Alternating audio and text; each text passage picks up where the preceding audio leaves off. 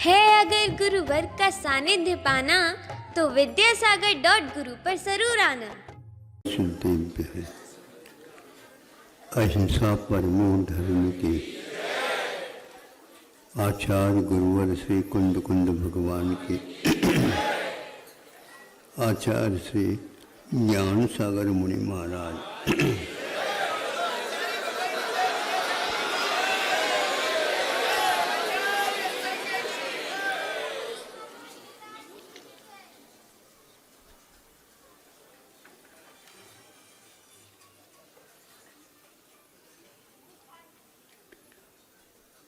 किसी ने कहा अपने मित्र से कहा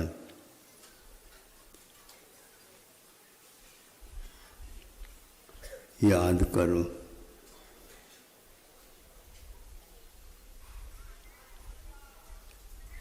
अब क्या याद करना? जो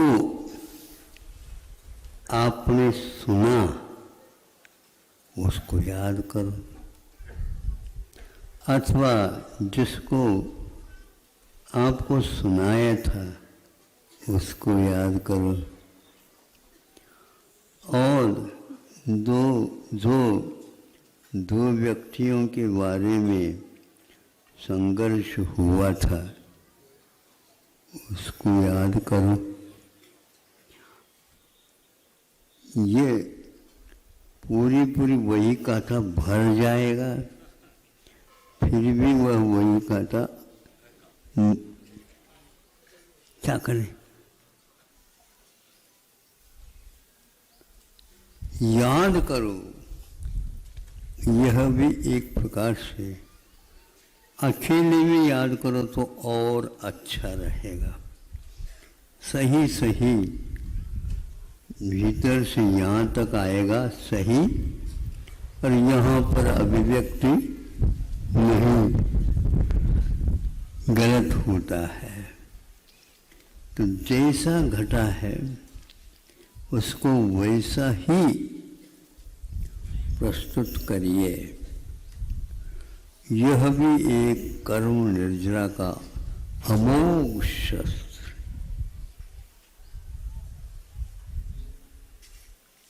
हम सब कर रहे हैं लेकिन याद नहीं कर रहे। उस यादगारी के लिए ही पश्चाताप उसके बिना हो नहीं सकता, और सही सही हिसाब किताब भी आपका हो नहीं सकता। दिन भर आपने दुकान चलाई, खूब पैसा दिख रहा है, वहाँ पर पूरा भर करके ऊपर छलक रहा है। अब आप समय होने के कारण कहते हैं सब दरवाज़ा बंद करते हैं दुकान के, एक आध फलक खुले रखते, एक आध ग्राहक आ जाए भूला भटका या एकांत मिल जाता तो वो खरीदना चाहता। तो उसमें सारे वह ऐसे गिनने के लिए नहीं बैठता। क्या समझता? तो वह एक लड़ी बनाता चला जाता। 54 की अलग है, 58 की अलग है, रुपया की अलग है, रेज की अलग है, फिर नोट के तरफ से चलो, 1 रुपये नोट अलग है, 2 रुपये नोट अलग है, 5 के अलग है, 10 खाओ 10 के लिए 10 के लिए अब तो 1000 के 2000 के भी चलने वाली है ताकि इकट्ठा अच्छे ढंग से कर लो। गवर्नमेंट कहती नोटबंदी क्योंकि ये आवश्यक होता। अब उस समय इतनी एकाग्रता आती है, याद आ जाता। इसके बीच में किसी को दिया है और लिया है, अभी उनके पास से इतना आना है, लिखा नहीं लेकिन फिर भी याद होता है।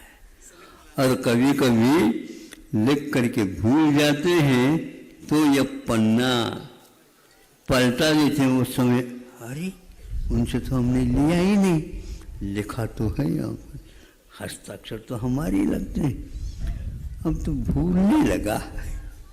एक बार मुनीम जी को रख लो तो ठीक कर दे, अरे नहीं मुनीम जी के द्वारा तो सब गड़बड़ होगा, तो आपका दिमाग के लिए गड़बड़ होगा तो क्या करोगे बताओ, उसको भी निकाल कर फेंक दो। अब ज़्यादा व्यवहार न करो, उतना ही जितना कि याद रख सको।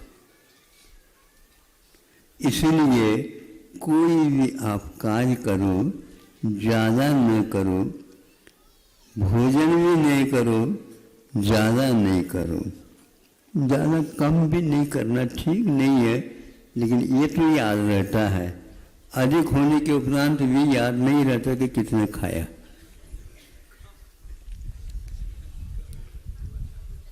किसने खाया तो पड़ोसी में कहता है 10 के ऊपर हो गया, याद नहीं करो, खाओ।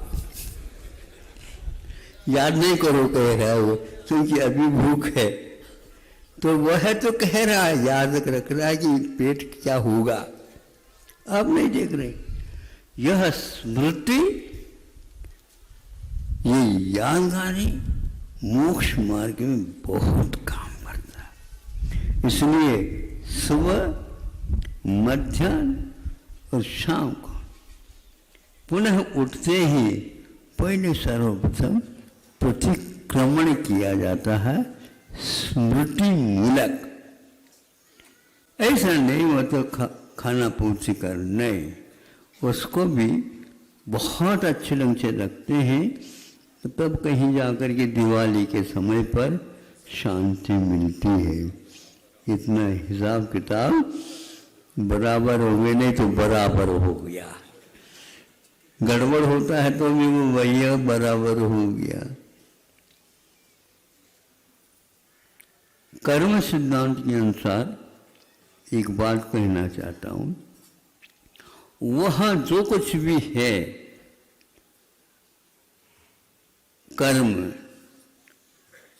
बंधक का अथवा संक्रमण का आदि अनेक प्रकार के प्रयोग होते हैं,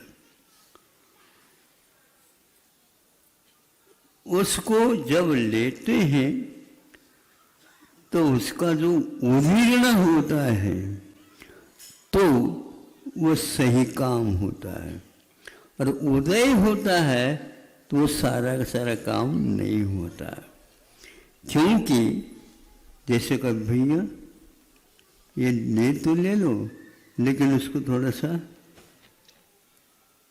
क्या करो, हिलाओ हिलाओ। हाँ, तो हिलाने से क्या होता है, नीचे का ऊपर, ऊपर का नीचे, बीच का नीचे, नीचे का बीच में, इस प्रकार हो करके उसमें चारों तरफ से एक समतल हो गया। कभी कभी आप परोसते रहते हैं, दाल आ जाता तो पानी नहीं, और पानी आ जाता तो यूँ कर देंगे तो दाल दाल गिरेगी, पानी पानी गिरेगा। बढ़िया एक करो ना, क्या कहते, ये करने को मतलब क्या, हाँ वह मिल जाए। इस प्रकार ऐसे चीज परोसते समय बार बार जो परोसने वाले भी उसको यूं यूं हिलाते अब देते, हिलाते अब देते। इसी प्रकार आपको भी हिलाना और उसको कर्म विपाक को अनुभव करना। केवल उदय उदय करेंगे तो ठीक नहीं होता, उदीरना भी चाहिए। उदीरना यह भूख की सही दशा बता देती। कर्म को भी इसी प्रकार हिलाने से ही सही उसका फल मिलता, द्रव्य क्षेत्र काल भाव। वर्तमान में एक शिक्षा नीति में कमी चल रही है, बीच में आई है, लेकिन अब वो पश्चिम की हवा चलने से ऐसा हो गया।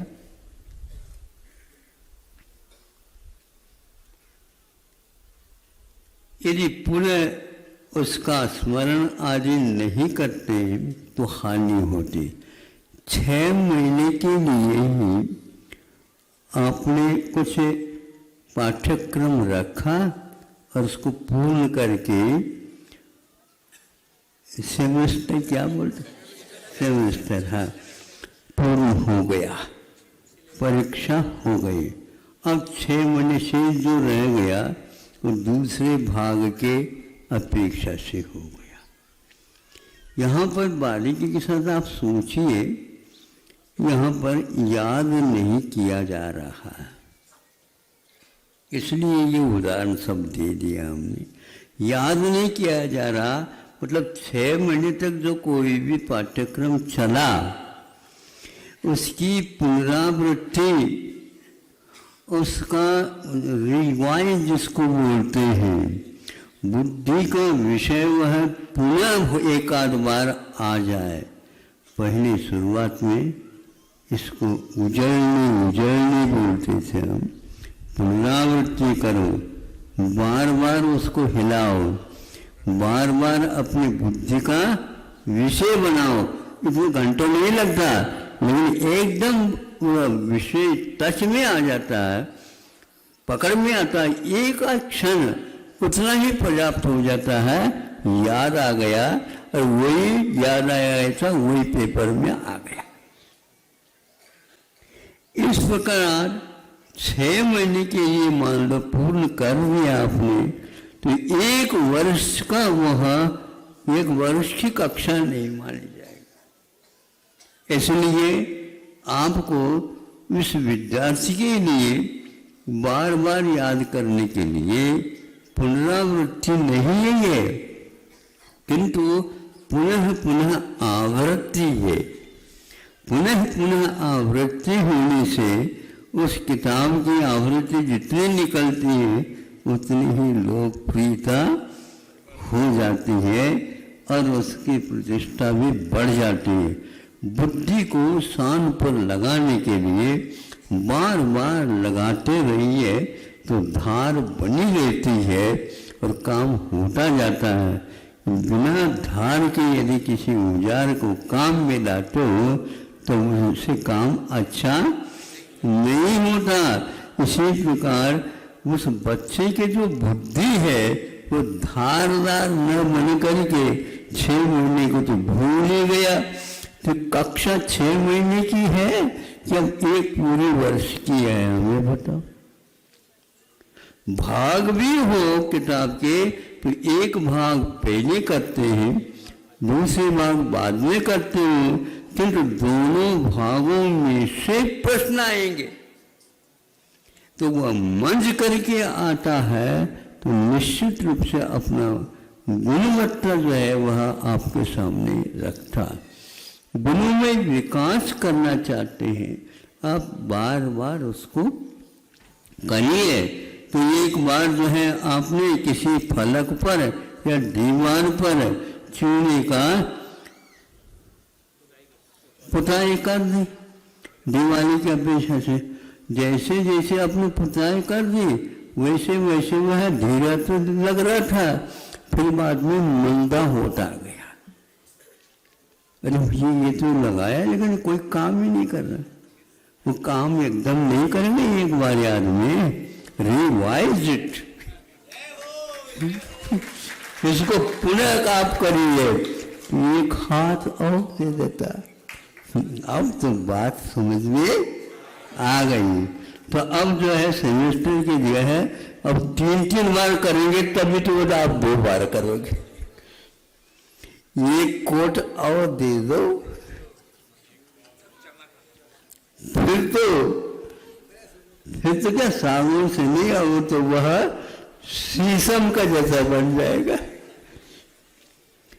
प्रकार आपको जितने बुद्धि को मांझते जाओगे, स्वाध्याय में जो सुना पढ़ा उसको याद करते जाओगे, पुनर् प्रेक्षणमिति अनुप्रेक्षा कहा है।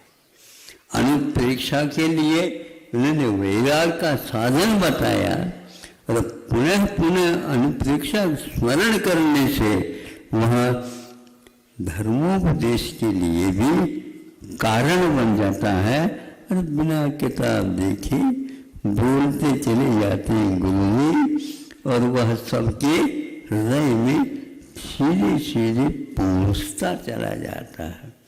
इसलिए अपने बच्चों को कह दो, पेपर कुछ भी हो लेकिन बार बार उसको देखने का अवसर आपको प्राप्त होना चाहिए। समय खर्च नहीं करना, किंतु यह फालतू नहीं है, यह एक प्रकार से आपके लिए उद्दीपन के लिए कारण है। ये उद्दीपन अपने आप में बहुत महत्वपूर्ण, एक प्रकार से उद्दीपन से खाया हुआ जो कुछ भी है वह पूरा का पूरा समाप्त हो जाता है। उस उद्दीपन से खुल करके, और क्या कहा, खुल करके भूख लगाए। हाँ, चूंकि वह पूरा शुद्धिकरण के साथ हो गया, तो इसलिए आप एक हाथ जैसे कह रहे हैं, उसी प्रकार बुद्धि को मांझने का नाम ही अनुप्रेक्षा। एक स्वाध्याय क्रम में भी अनुप्रेक्षा आ जाता है, और एक 12 भावनाओं में भी अनुप्रेक्षा, द्वादशानुप्रेक्षा। एकदम राग और द्वेष चौपट हो जाता है, एकदम शांत कि कहाँ गए वे चक्री। बस अब चक्री तो आप तो है ही नहीं, अरे चाक भी नहीं आपके यहाँ, चक्री के कैसे बने? तो वो चक्री भी चला गया। जब उनका नाम भी असंख्यात अनंत में आ गया, तो भरत के नाम भी अनंत है। कौन से भरत है, कौन से पूछो नहीं, सब भरत है। इस प्रकार हम स्वाध्याय को इस ढंग से सोचें तो याद करो, अनुप्रेक्षा, बार बार चिंतन करो। मुहुर्मुहुर् चिंतनम तो अनुप्रेक्षा। ये गुरुदेव भी कहते हैं कि बार बार याद करो। कितनी बार करना है? भोजन कितनी बार करते हो? करते ही रहते हो ना, तो इसको भी करो। भोजन करने के बाद याद करो। धीरे छोटी छोटी बात भी याद करेंगे तो बहुत बड़ी बन जाएगी। हाँ, ऐसा ही ये काम होता है। तो लगाते जाओ, लगाते जाओ, लगाते जाओ। फिर इसके उपरांत वह एक आध कोट ऊपर से मान लो निकल भी जाता है धूप इत्यादि के माध्यम से, नीचे का जो का त्यों बना रहता है, खर्च भी कम होता है और उसकी उम्र बढ़ जाती है। इस बार बार आप अपने शरीर को चलाते रहोगे तो फिर तीसरा पैर लेने की भी कोई आवश्यकता नहीं है। और यह अभ्यास होने से दो ही पैर ठीक हो जाते, काम हो जाते हैं। इसलिए कुर्सी पर नहीं बैठना हमेशा हमेशा, नहीं तो वहीं बैठे रहोगे, फिर सभी काम वहीं पर होंगे, अच्छा नहीं लगेगा। इसलिए आप अपने पैरों से काम लेते रहिए, आप अपने रीढ़ से भी काम लेते रहिए।